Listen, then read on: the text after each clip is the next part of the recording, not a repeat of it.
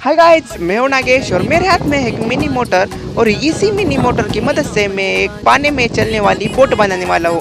तो चले बनाते हैं।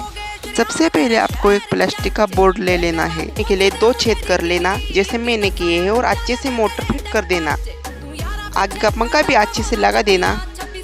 अभी इसकी वायरिंग करते हैं और वायरिंग करने के बाद हमारी बोट रेडी है। अभी इसे पानी में छोड़ते हैं। पानी में छोड़ने के बाद चालू की तो हमारी बोट बहुत बढ़िया चलने लगी।